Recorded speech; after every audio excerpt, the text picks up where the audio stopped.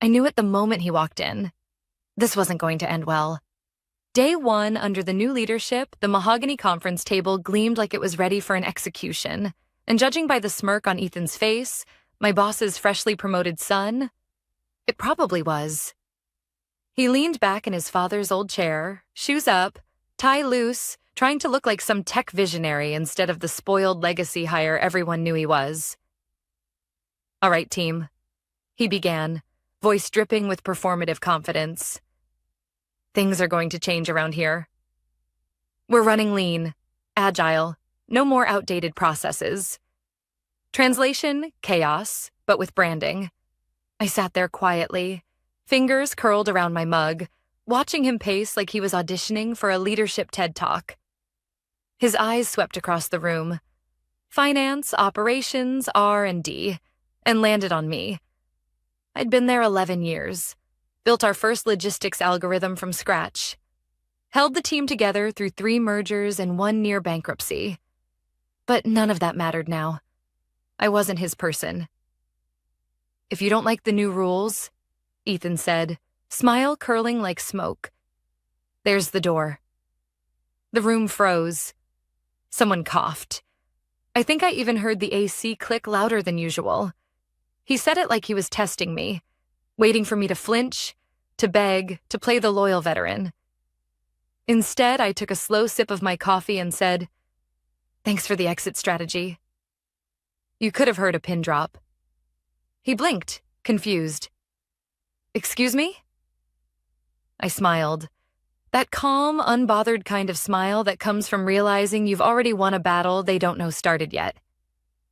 "You heard me." I closed my notebook, slid my laptop into my bag, and stood. I didn't raise my voice, didn't slam the door, didn't give him the satisfaction of drama. Just walked out. I could feel the eyes of my team following me. Some were shocked. Others, like my assistant Maya, looked terrified. She mouthed, "What are you doing?" as I passed. I gave her a small nod. "Stay. Observe." Outside, the early morning sun was sharp, cutting through the glass of the lobby. I walked past the reception desk, my badge still warm in my hand, and placed it neatly beside the visitor log. That was the moment, the click of the plastic card on polished marble, when my career at Holland and Gray officially ended. But my story? That was just beginning. I drove home in silence, city traffic flowing around me like a pulse. My apartment was small, cluttered with half-finished prototypes and coffee-stained notebooks. The kind of space where ideas grow wild, and occasionally dangerous. I opened my laptop, logged into my encrypted cloud, and stared at the folder labeled Atlas. The company thought Atlas was just an R&D experiment, a dead-end logistics simulator I'd tinkered with off the clock. What they didn't know was that Atlas was alive. A fully operational optimization engine capable of predicting disruptions before they happened. Weather, supply shortages, even political blockades. It didn't just respond, it anticipated. And every line of code was mine. I'd built it after hours, using my own equipment, my own funding, documented everything, backed up on multiple servers, time-stamped, notarized, witnessed, legal foresight disguised as obsession. When Ethan told me to leave, I didn't panic. I'd already seen this coming the moment his father announced succession planning. Ethan didn't want experienced engineers. He wanted yes-men and cheap interns who'd call him a genius. I just hadn't expected the fall to come this fast. So when he handed me the door, I took it, and brought my blueprints with me. I spent that first week off-grid, mostly working out of a quiet co-working space near the river. Cheap rent, good Wi-Fi. Nobody asked questions. The place smelled faintly of burnt espresso and ambition. I liked it. By Wednesday, my attorney, a no-nonsense IP specialist named Carla, had already filed the provisional patent for Atlas under my name. Not the company's. Mine. Carla looked at me over her glasses. "You understand what this means, right? Once they realize what you've done, they'll come after you." I smiled. "Let them." Because here's the thing. Ethan thought power came from titles, offices, and inherited authority. But real power? It lives in documentation, in data trails, in proof. He could have my old cubicle, my parking space, even my ergonomic chair. But he didn't own my mind, or my work. That Friday, I sent a short email to the company's general counsel. Per our previous employment terms, please note I am asserting independent ownership over my intellectual property developed outside company resources. Documentation available upon request. Lisa Wren. No threats, no emotion, just fact. They didn't respond. Not yet. But silence in corporate law is never peace. It's pressure building. And deep down, I knew Ethan, with his arrogance and impulsive bravado, wouldn't leave it there. He'd go digging. He'd push back. He'd try to reclaim what he thought was his father's empire. Only this time, he'd find that the empire had already been rebuilt. And it didn't belong to him anymore. I thought leaving would bring silence. But the silence that followed wasn't peace. It was pressure. The kind that hums in the air before a storm. 3 days after I sent that email to legal, I was sitting in the co-working space, half listening to the sound of the espresso machine hissing like a bad temper when my phone buzzed. Unknown number. Lisa Wren? A male voice asked. Yes. This is Thomas Reed, corporate counsel for Holland and Gray. I'd like to discuss your recent message. There it was, sooner than I expected. Of course, I said. Email works best. I think a conversation would be faster. Then I'll record it, I replied. Silence. Then a clipped, "We'll be in touch." Click. I leaned back and smiled. They were nervous. That was good. Nervous people make mistakes. By Thursday, Ethan finally reached out, via a forwarded email chain from his assistant. It was short, arrogant, and exactly what I expected. Lisa, your work during your employment remains company property. Any attempt to claim otherwise will be treated as a breach of contract. Ethan Gray. No greeting, no signature. Just digital chest thumping. I read it twice, took a sip of my cold coffee, and typed a reply. Ethan, my work done during employment is indeed your property. Fortunately, what you're trying to relaunch wasn't. Lisa. Then I attached the provisional patent confirmation from the U.S. Patent and Trademark Office. Filed, accepted, time-stamped. I didn't get a response after that, but I didn't need one. Because by Friday morning, the whispers had already started. Maya texted me first. They're calling it Helix. You might want to see this. Attached was a screenshot from the company's internal newsletter.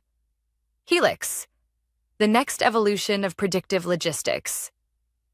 They were relaunching Atlas, my system. Same interface, same language.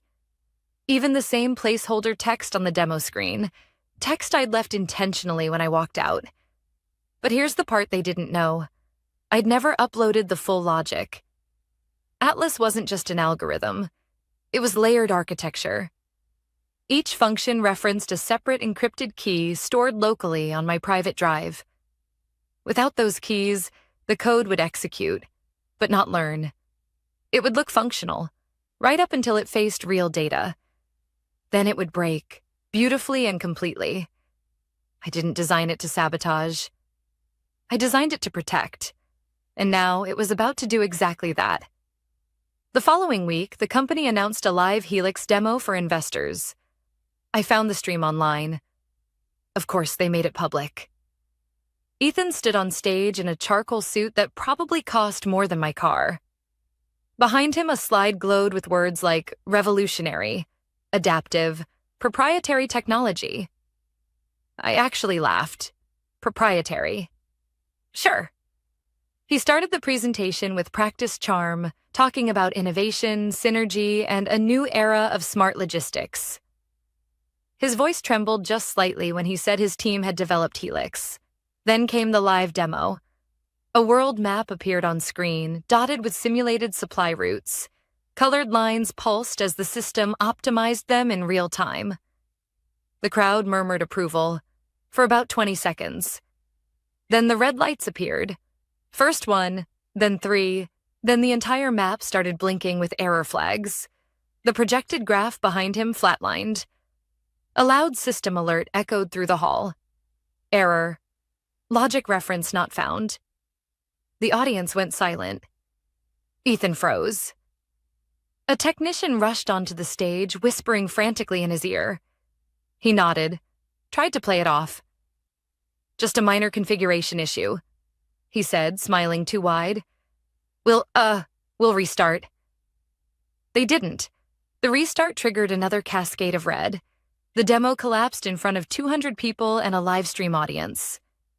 That error message, the one in red, bold letters, it wasn't random, because I'd written it myself. Property of Lisa Wren. Unauthorized execution detected. That message wasn't in the codebase.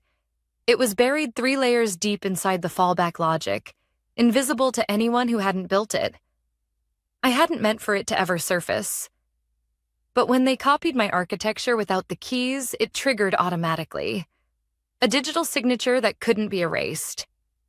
I sat in my small co-working booth, coffee going cold again, watching Ethan's face lose color on live stream.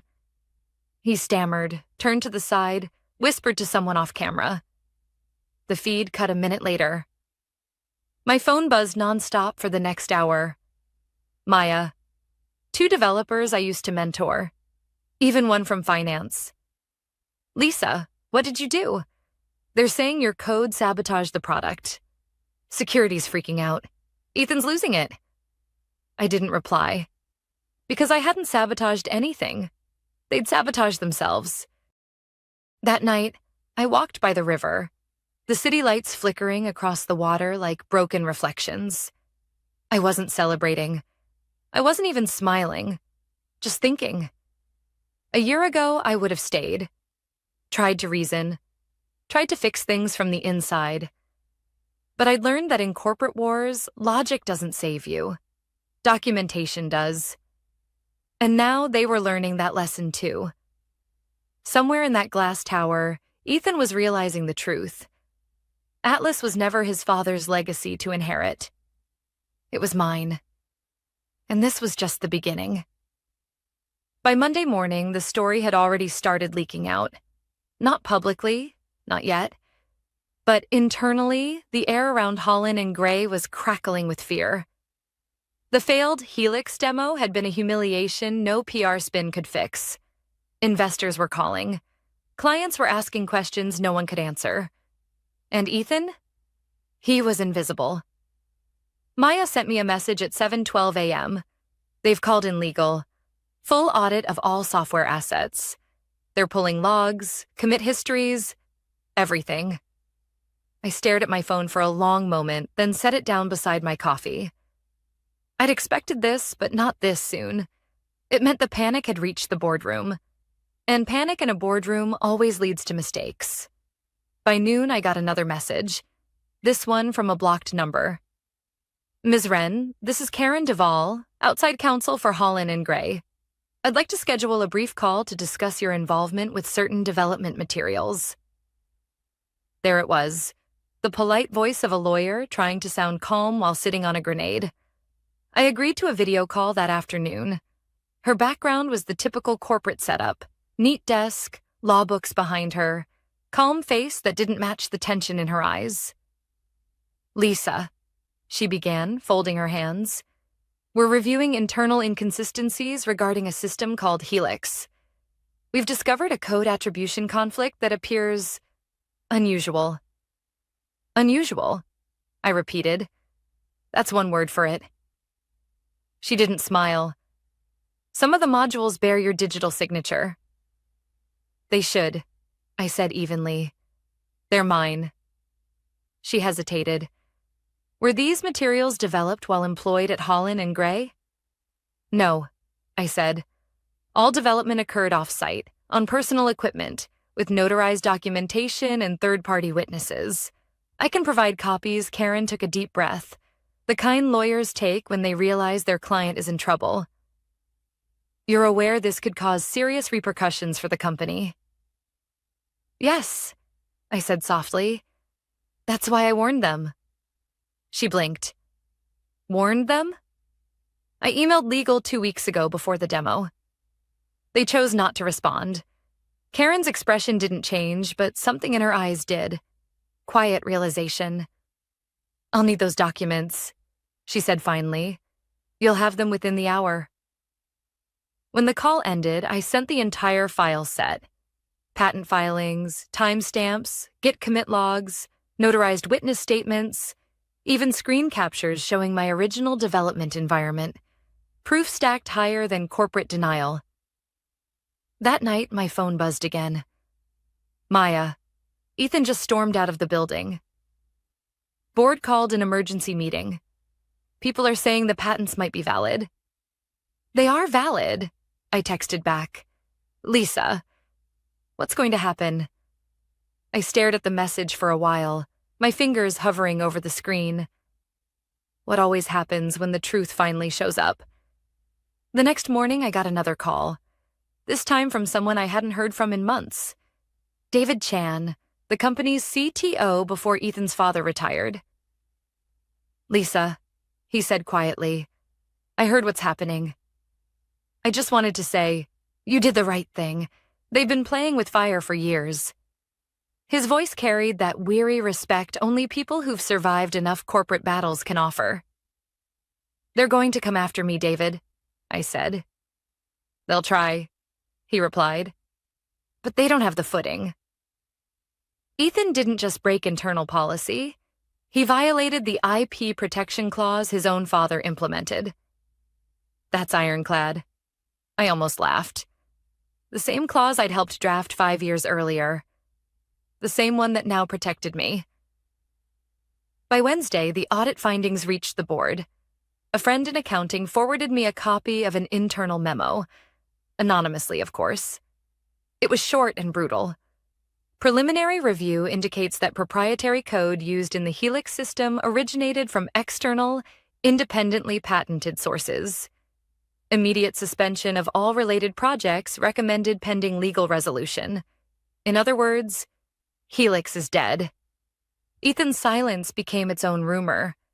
Some said he was in meetings with crisis PR firms. Others said he'd been advised to take temporary leave.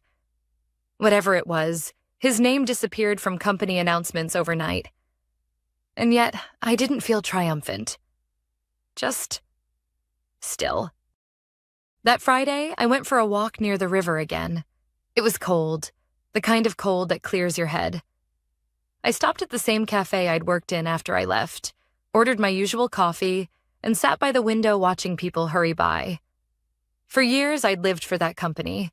Missed holidays, worked weekends, built systems that saved millions.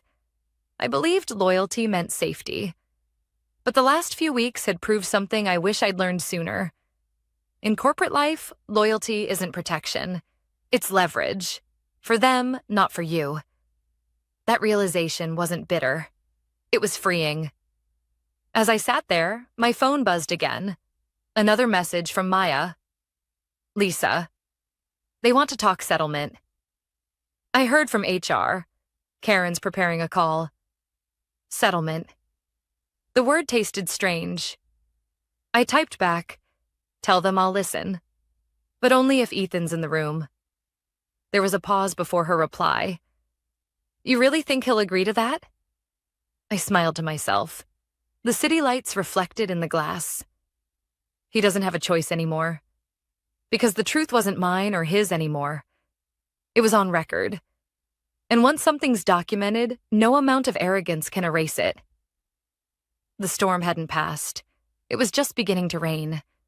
They scheduled the meeting for Friday at 10 a.m. sharp, a mutual discussion regarding IP resolution.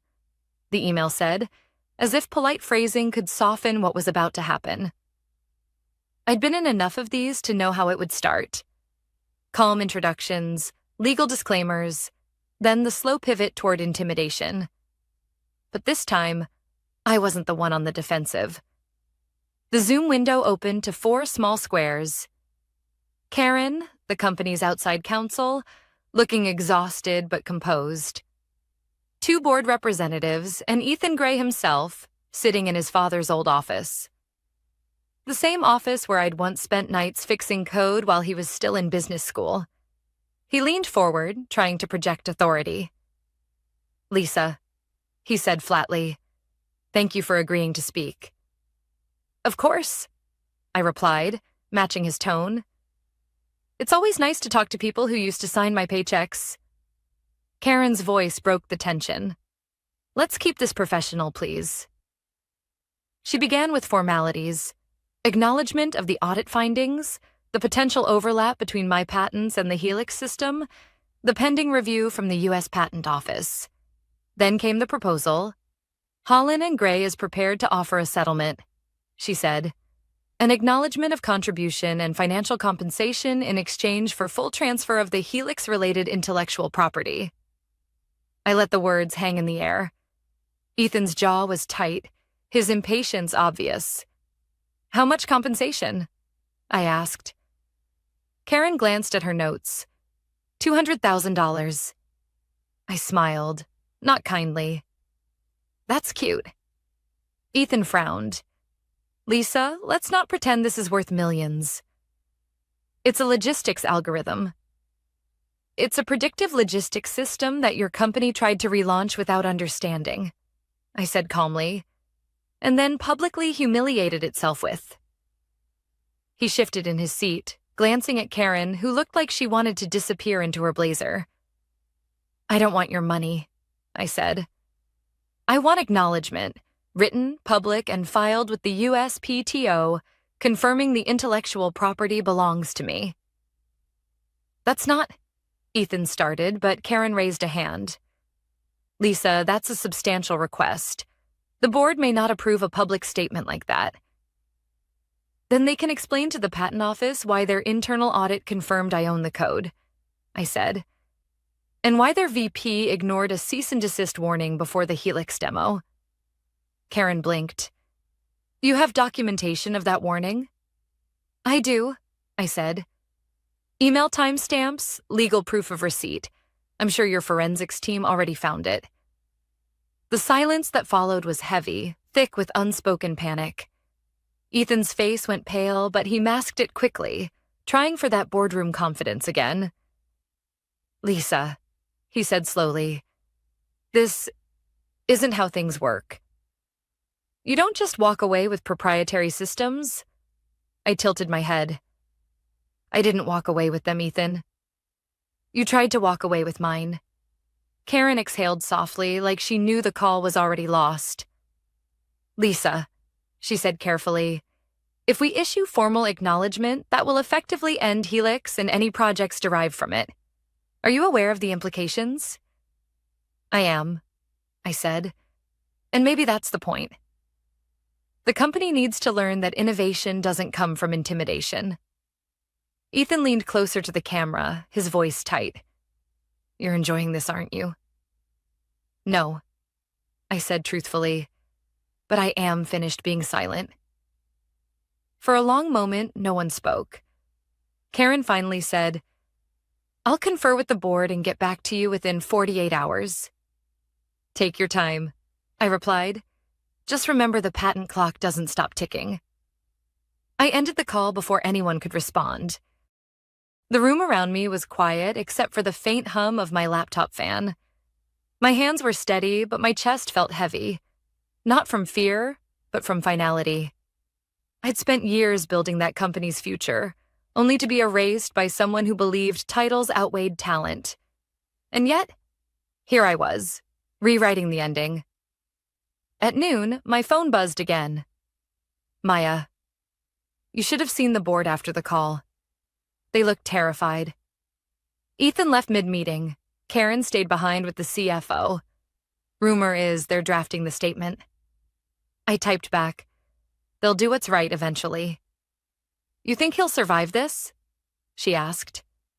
"No one survives pretending to own what they don't understand," I replied. That evening, I went for another walk by the river. It was windy, the kind that makes the city lights shimmer on the water. I thought about all the people like Ethan. Inheritors, not builders. the kind who think control is the same as creation. And I realized something that felt both sad and freeing. People like him never really build anything. They just rearrange what others make until it breaks. My phone buzzed again. An email this time from Karen. Lisa, please find attached a draft acknowledgement for your review. Pending final signatures, Holland and Gray will confirm your sole ownership of the Atlas patents. The company will also withdraw all references to the Helix project from its public materials. I read it twice, then exhaled slowly. The storm, after weeks of pressure, had finally broken.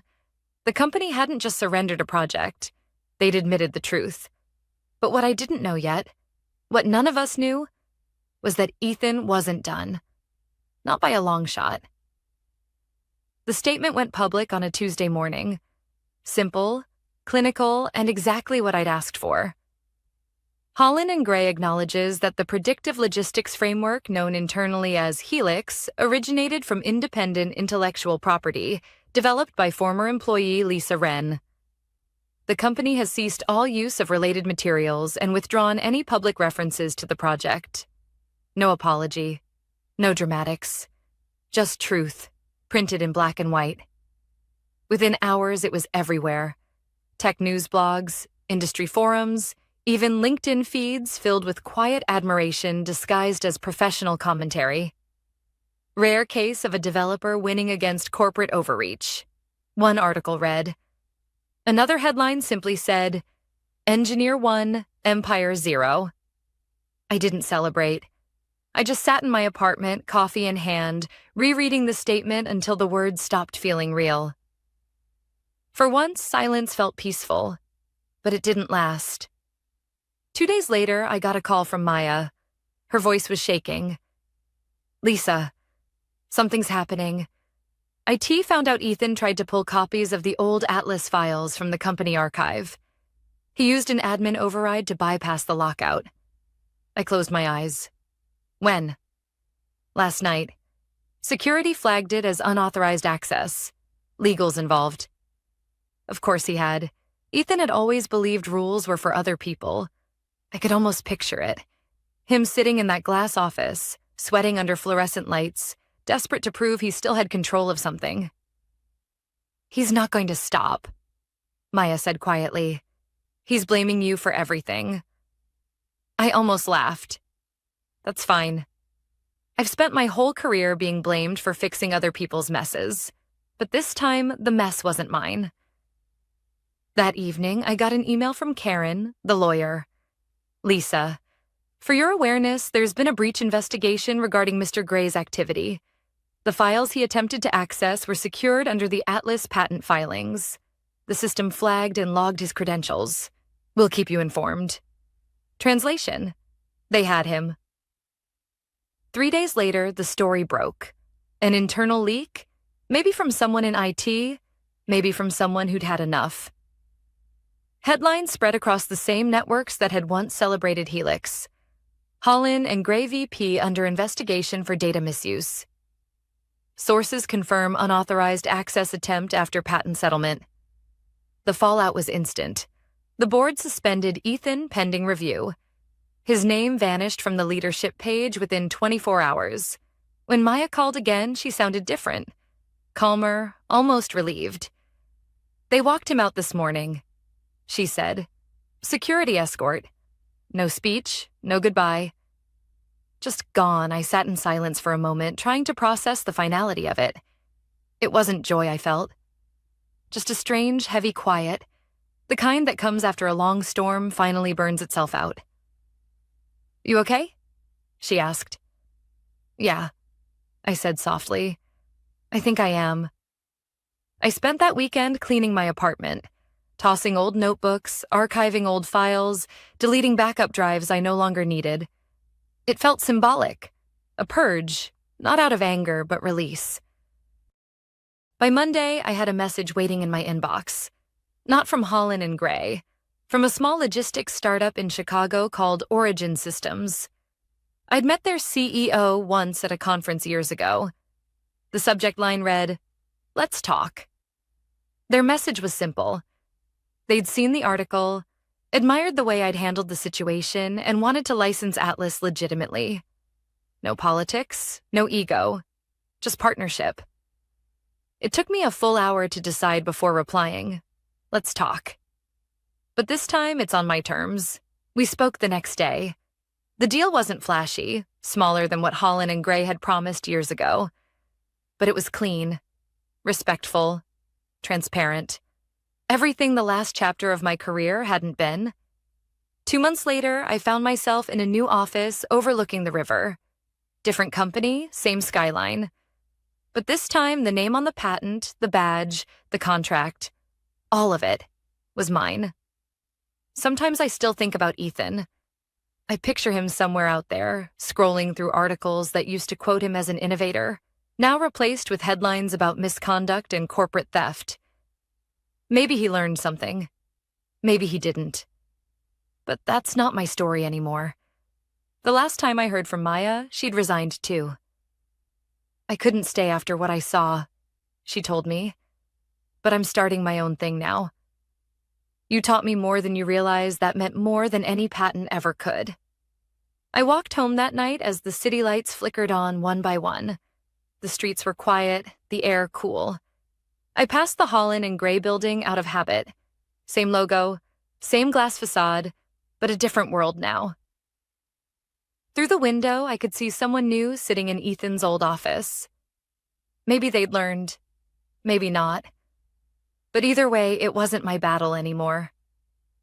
I paused just long enough to whisper, "Thanks for the exit strategy," then turned and kept walking. Because in the end, that's what this had been all along. Not revenge, not rebellion, but freedom. The kind that only comes when you stop waiting for someone else to value your worth. The kind you earn, line by line, proof by proof, until the world has no choice but to see it.